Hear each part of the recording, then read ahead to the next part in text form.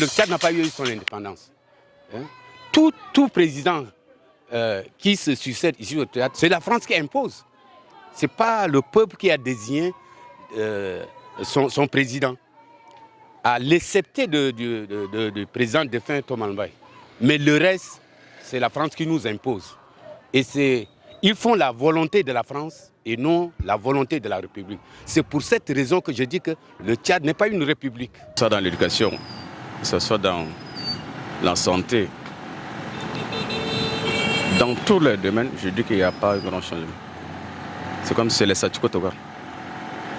Prenons le cas de nos enseignants qui sont carrément en grève. L'État est resté dans son leitmotiv, n'a pas réagi. Ça dit quoi? 64 ans qu'on est là, c'est avec un changement. Un petit truc carrément pour que les gens essaient de réagir vite, pour rappeler que les enfants vont à l'école, n'arrivent pas, non. Pas quel changement. C'est un joyau, ce nouveau pavillon des urgences du centre hospitalo-universitaire de référence nationale.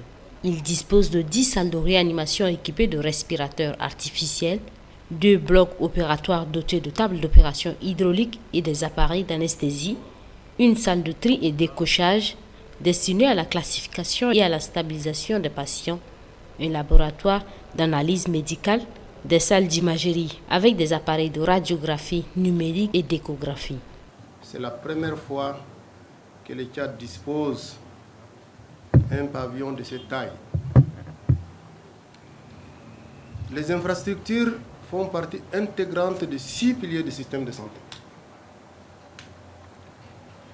Et aujourd'hui, nous venons inaugurer ce joyau architectural. Je tiens aussi à rappeler que cette structure doit servir un lieu de transfert. Le directeur tout à l'heure l'a dit.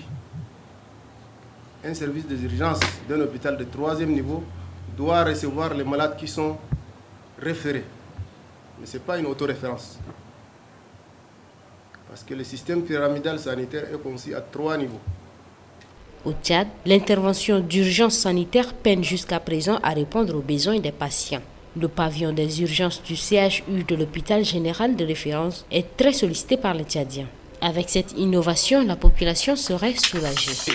Il me reste maintenant à réitérer nos exigences et lancer des appels. Oui, nous exigeons le démantèlement des bases militaires françaises installées au Tchad d'ici le 28 décembre 2023. Oui, nous exigeons l'annulation de tous les accords coloniaux entre la France et le Tchad.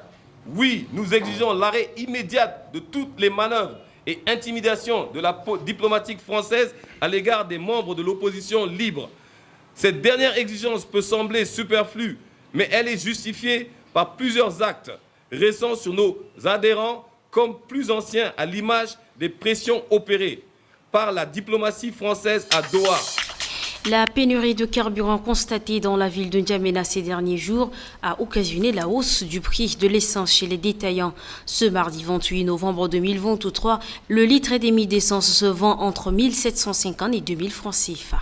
La coordination des associations de la société civile pour l'initiative et le développement, CACID, a organisé ce lundi 27 novembre à Farcha, dans le 1er arrondissement, une campagne de sensibilisation pour le oui au référendum constitutionnel. C'est autour du slogan oui que la population du 1er arrondissement est sortie massivement accueillir la délégation de la CACID conduite par son coordonnateur Hamid Nassour Adam.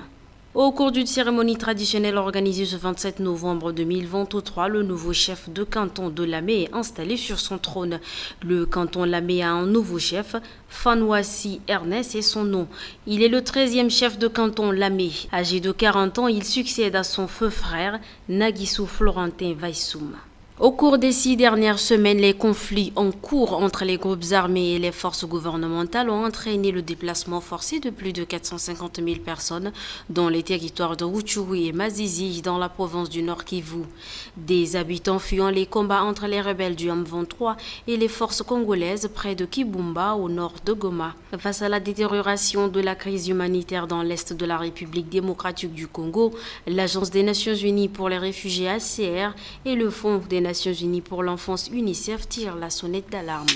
En fin d'émission, le comité de normalisation de la Fédération tchadienne de football association, avec l'approbation des délégués des ligues provinciales, des clubs et acteurs du football tchadien, a validé ces textes de base et adopté un calendrier pour les échéances électorales lors d'une assemblée générale tenue le 25 octobre à N'Djamena. Le comité a reçu des dossiers de candidature avec comme tête de liste Tahir Woli Hassan et Ibrahim Foula Wang Launa. Après dépouillement et évaluation de ces dossiers, à entendre les avocats du CONOR, plusieurs anomalies ont été constatées dans le dossier de Tahir Woli Hassan. Parmi les anomalies qui lui ont été reprochées, ou du moins qui ont été reprochées à sa liste, il y a le fait que plusieurs de ses membres ne justifient pas de 2 années d'expérience consécutive requises durant les 5 dernières années dans le football, ce qui constitue au regard des textes de base un critère déterminant d'éligibilité. Pour se rattraper, le candidat recalé a produit au-delà du délai un document jugé par le CONOR falsifié. Tahir Woli Hassan a saisi la justice et obtenu du président du tribunal de grande instance de N'Djamena la suspension de la tenue de l'Assemblée générale élective prévue pour le 30 novembre. Cette décision est attaquée par le conseil du CONOR. Contre cette ordonnance, le CONOR a régulièrement formé opposition et entend solliciter du président du tribunal de grande instance de N'Djamena, qui au demeurant n'est pas compétent pour connaître des différends liés aux activités de la fédération, la rétractation pure et simple de son ordonnance afin de permettre la tenue des élections qui constituera le début de la normalisation du football tchadien.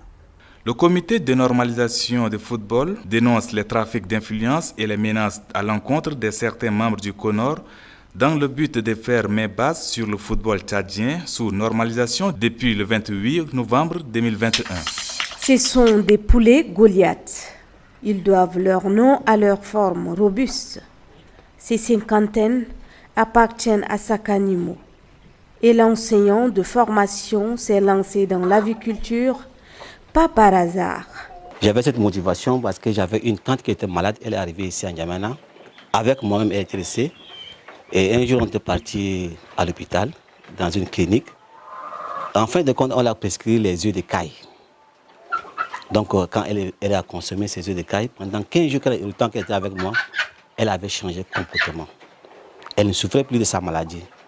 C'est ça l'élément déclencheur de mon petit élevage. Et ensuite, pour diversifier l'élevage, j'ai pensé à autre chose, mais il ne faut pas faire seulement les cailles. Les cailles, c'est bon parce qu'il y a les œufs qui peuvent nous nourrir. On les élève pour sa qualité de viande et ensuite les œufs. Ça fait plus de 6 mois que Sakanimo pratique cette aviculture.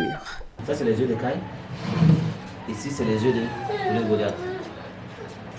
Son objectif, en comptait des milliers avant de les mettre sur le marché. Très tôt ce matin, les militaires ont envahi la base à Dikossé de Farcha. En treillis ou en tenue du sport, ces hommes sont venus participer au tournoi militaire de pétanque, une discipline préférée des hommes en tenue.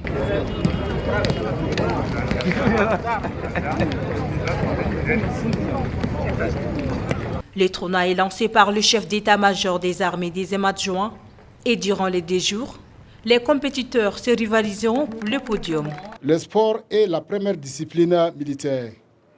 Pour remplir son contrat opérationnel, les militaires doivent être un homme capable afin de mener des opérations sur le terrain. C'est pourquoi les autres autorités même de la République, au premier rang duquel le chef de l'État, qui est officier dans l'âme, connaît du moins l'intérêt du sport et la pratique des sports. C'est pourquoi, en fait, nous avons eu cet accord de la haute hiérarchie afin d'organiser ces tournois. Ce tournoi réunit chaque année les militaires, la police, les gendarmes, l'armée de l'air et autres pour favoriser l'harmonie et le brassage dans leurs différents corps de la défense et de sécurité.